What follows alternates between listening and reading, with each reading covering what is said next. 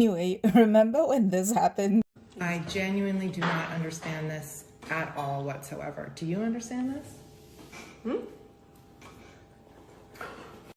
What if I told you this was an even bigger deal than we realized? At least to me it was, because when this happened, I was just glad that Gwyneth was clapping back at the trolls, the propagandists, the royalists, the racists, and the Venn diagram of these people is just a circle. So I was just glad that somebody was speaking up against these people. But soon after that, the algorithm did its thing. And I caught wind of an interview that Amy Odell was giving because she was promoting a book on Gwyneth Paltrow, because it turns out that Gwyneth Paltrow has a biography out and she wrote it through the ghostwriter Amy Odell. So in this interview, Amy Odell is talking about, the relationship between Brad Pitt and Gwyneth Paltrow, and she's giving us a little bit of insight into one of the reasons that it didn't work out between them. So I thought that it didn't work out simply because, like, they just grew apart. But it turns out there's other reasons, and this is what she says in this interview. So we're finding out that there were misgivings on Gwyneth Paltrow's side, and this is why. She says, Gwyneth expressed doubts to a crew member while making the 1996 film Emma that Pitt was right for her, and admitted she had a crush on Hugh Grant. He was brought up very religious in Missouri, says Odell.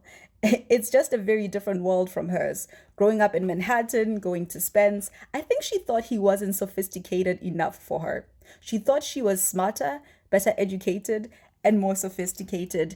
And listen, if you think that that is a scathing thing to say about Brad Pitt from Gwyneth Paltrow, I want you to manage your expectations just a little bit, because I'm going to read the next part of the interview where we find out that the book also recounts an interview Paltrow once gave about the chasm between their worlds. Remember, we're talking about Brad Pitt and Gwyneth Paltrow. It's their worlds.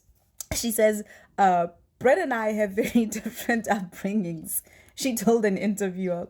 So when we go to restaurants and order caviar, I have to say to Brad, this is beluga and this is etc. And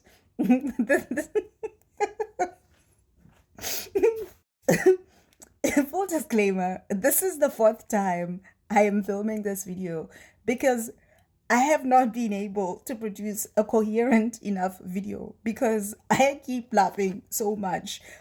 This is the most composed I have been, so please bear with me. But I'm not laughing at Brad Pitt. I need you to understand that part. I'm not laughing at Brad Pitt.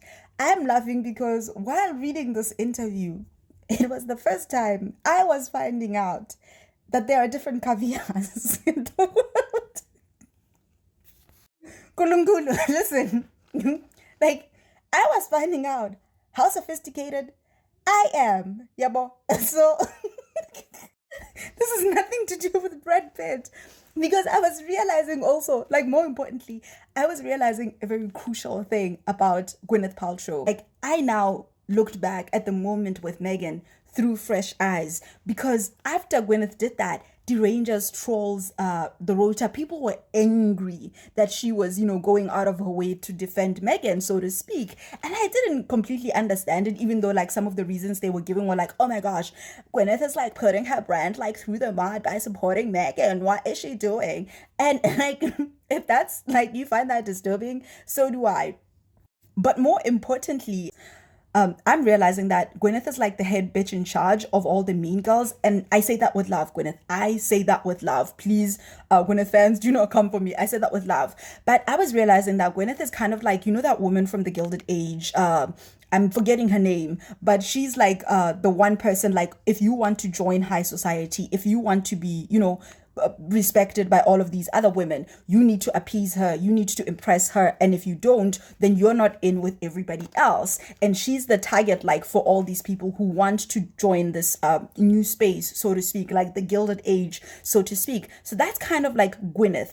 And what I was now realizing was that, when people like Ingrid Seward, Angela Levin, all of these people who position themselves as the people who like know royalty, know what is class, know what is sophisticated, know all about royal protocol and all of the things that are supposed to, define high society. These are the people who always tell us, oh, Meghan is stepping wrong, Meghan is doing this wrong and all of that, right? Because they know what royalty is. They know what actual sophistication is. So when someone who does know what sophistication is, and no, it's not because of the, beluga and etc. I don't know if I'm pronouncing that correctly, by the way. Like, I'm just going by the grace of God here.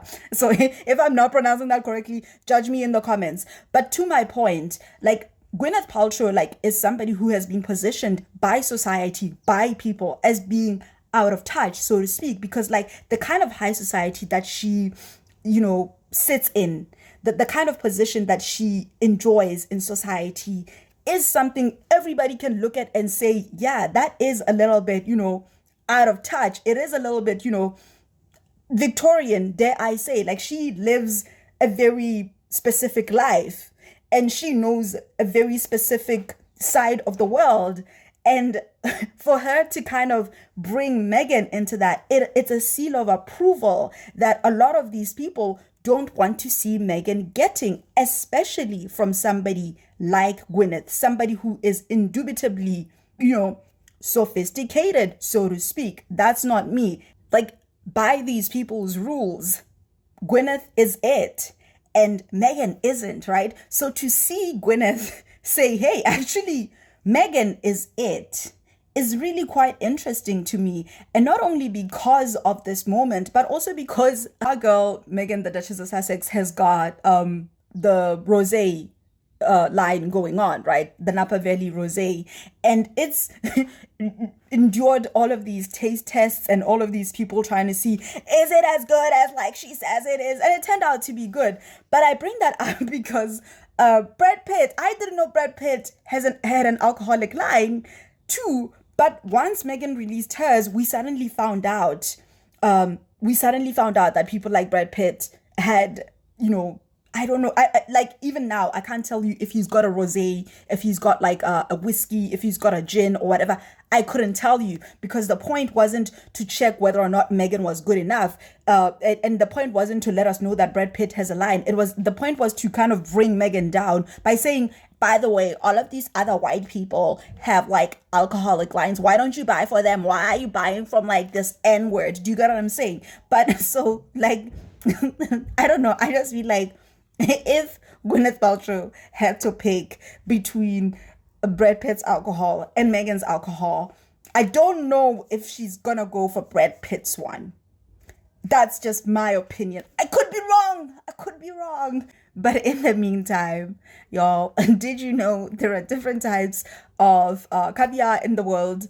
If you did, let me know in the comments. Am I pronouncing any of this stuff correctly? Let me know in the comments. And not only that, if there are more caviars in the world, please let me know in the comments, because like, I don't want to carry on with my life using the wrong kind of caviar in my vocabulary. I want to be able to say, oh, darling, it was the beluga that they gave us. I don't even know where I'm going to have it be, saying all of this, but I'm pretty sure a conversation is going to come up and I'm going to just demonstrate to people that not only do I know there are different caviars in the world, but I know the types. And not only do I know the types, I know when and where to use those types of caviar.